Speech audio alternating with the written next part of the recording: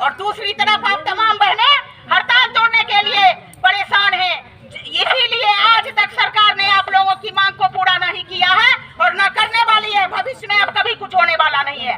इस बार यदि आप लोगों ने हड़ताल तोड़ दिया है और तोड़ करके अपने मर्जी से वापस आने का काम करती हो, यूनियन हाथ उठा दिया, 5950 मिल रहा है, वही मिलते रहेगा, वही खाकर जियोगी। तुम लोग को कुछ होने वाला नहीं है, कुछ होने वाला नहीं है। अब हम लोग आगे लड़ाई लड़ने वाले नहीं है। हम क्यों लड़ेंगे? हम किस मुंह लेकर के लड़ेंगे? हम किस मुंह लेकर के हड़ताल पर जाएंगे? किस मुंह लेकर के पदाधिकारी के सामने में जाएंगे? यही हमारी एकता है, यही चट्टानी एकता हमारी बहनों का। जिलाधिकारी से मिलने के लिए जिलाधिकारी सर से बात की हुई है हमारी, उनसे हमने निवेदन किया है कि सर हम तो आप जब हड़ताल किए थे तो आपसे मिल करके हड़ताल किए, आपसे पूछ करके, आपसे निवेदन करके कि सर हम लोगों के ऊपर जो भी कार्रवाई होगी उसको आप लोग किए। सर बोले जब आप लोग लड़ाई में गई हैं तो आपका 1-2 सिपाही गिरेगा ही।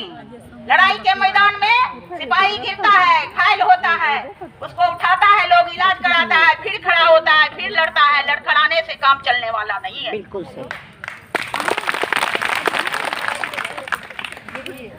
लेकिन सारी बात हो गई और हमने उनको निवेदन किया कि हम आपको आवेदन देते हैं कि हमारी बहनों पर ये कलम चलाना थोड़ा बंद कर दीजिए, ताकि हमारी बहनें जो डर गई है वो डरे नहीं और हड़ताल तोड़ने का काम नहीं करे सरकार से। तो वो बोले कि अरे हम लोग तो जानते थे कि आप लोग लड़ाई में हैं, लड़ाई लड़ रही हैं, आप लोगों की सरकार से वार्ता होगी और जितने भी चैन मुक्त बहनें हैं वो वापस आ जाएंगी।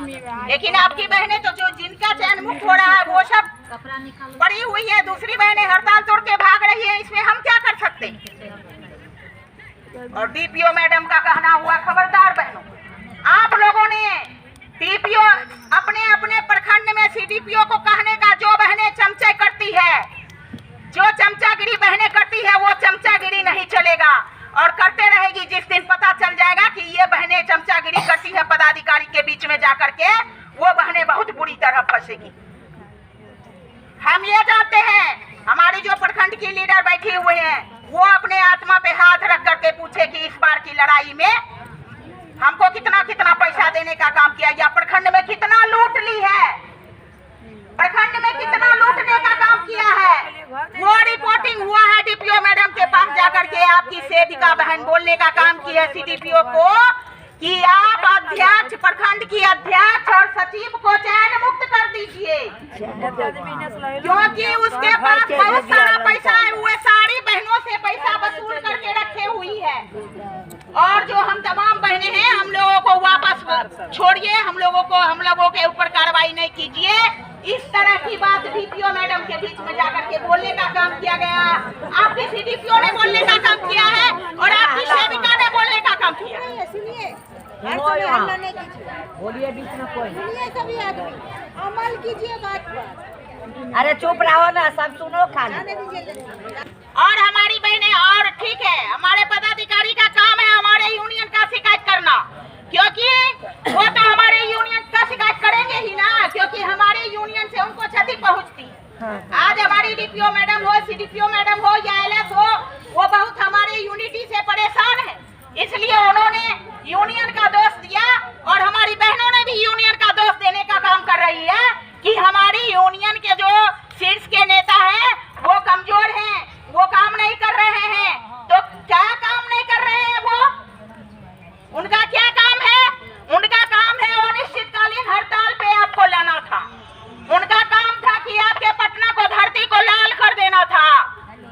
आपको बुलाए, आप पटना की धरती को लाल कर देती, लेकिन आप तमाम बहनें घर में चादर बिछा करके सोई हुई थी और अकेले कुमार बिंदेश्वर सर वहाँ डंडा खा रहे थे विधानसभा में, उनको भी पीटा गया। क्या वो आंगनबाड़ी सेविका हैं या सेविका के पति हैं? कुछ भी नहीं है, फिर भी आपके लिए वो लड़ाई लड़ते हैं। उनका एक जज्बा है, मैं उनके जज्बे को सलाम करती हूँ, क्योंकि उन्होंने हमारे लिए लाठी खाने का काम किया है। तो आप कहती है कि यूनिटी हमारा यूनियन कमजोर है। कमजोर आप लोग हो, आप लोग कमजोर हो। यदि आप हड़ताल में अड़े रहने का काम करो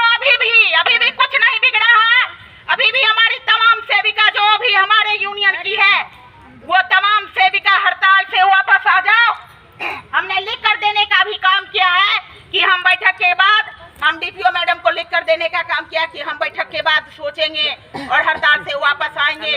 हमको दबाव बनाया गया कि आज हम 2000 का चयन मुक्ति करेंगे। आप हमको सरकार के तरह ठगने का काम नहीं कीजिए। आपको जिस तरह सरकार ठग रही है, आप भी हमको ठगने का काम कर रही हैं कि हम मतलब 30 तारीख तक वापस आ जाएंगे। लेकिन हमको वो मजबूर कर दी, बोली नहीं लिख करके दीजिए, नहीं तो आज हम 2000 का चयन मुक्त करेंगे। तब हमने लिख करके दिया कि हम बैठक करते हैं, बैठक करने के बाद हम 1 तारीख को फैसला लेंगे कि हम आगे क्या करेंगे। तो हम यहाँ इसीलिए आप तमाम बहनों को आज यहाँ बुलाने का काम किया कि यदि इस बार हमारे यूनियन का कोई दोष नहीं है, यूनियन ने आह्वान किया है, यूनियन ने सरकार को लीगल नोटिस देने का काम किया है कि यदि आप हमारी वार्ता इस महीने में नहीं करवाते हैं, हमसे वार्ता नहीं करते हैं, तो हम आपके ऊपर मुकदमा डायल करेंगे। इसलिए सरकार को अल्टीमेटम दे दिया गया है कि इस महीने में आप हमको बुलाइए और हमसे वार्ता कीजिए और हमारी तमाम चयन मुक्त बहनों को वापस कीजिए। यही वार्ता में पहला क्वेश्चन रहेगा। लेकिन किसके बदौलत आप तमाम बहनें वापस हो जाइएगा, योगदान दे दीजिएगा, तो हमारी जो बहनें हैं, जो चयन मुक्त हमारी बहनें हुई है, वो तो आप मुकदमा करेगी तभी तो वापस आएगी। वो आपके लिए लड़ाई लड़ने के लिए गई थी, वो सिर्फ अपने लिए लड़ाई लड़ने के लिए नहीं गई। तो शर्म कीजिए आप लोग कि योगदान देना बंद कीजिए। आप लोग अपने मोबाइल को बंद कर लीजिए। कहती है हमको सीडीपीओ फोन करती है, कहती है हमको एलएस फोन करती है, हमको कहाँ कोई फोन करती है? हम भी तो सेविका है। अपने प्रखंड की रिपोर्टिंग करें कि आप और हम आपके रिपोर्टिंग का जो भी है पंजी लीजिए और स्वदेशी उसमें लिखिए कौन प्रखंड से क्या रिपोर्टिंग होता है। और इस रिपोर्टिंग के बाद हम ये नहीं चाहेंगे, चाहे कोई भी प्रखंड हो, अगर रिपोर्टिंग करती है सही, तो हम ये आज के बाद नहीं सुनना चाहेंगे कि हमारी सीडीपीओ और हमारी एलएस ने उनको कॉल किया और हमारी बहनों ने योगदान दिया। यदि ऐसा होता है तो ठीक है, नहीं होता है तो हम ऐसा यूनियन नहीं चलाएंगे। हम लोग को नहीं चलाना है ऐसा यूनियन, हमको नहीं काम करना है। ठीक है, हम लोग कितना दिन का हम लोग नौकरी करने वाले हैं, भोगिएगा, बिल्कुल भोगिएगा, आर या पार।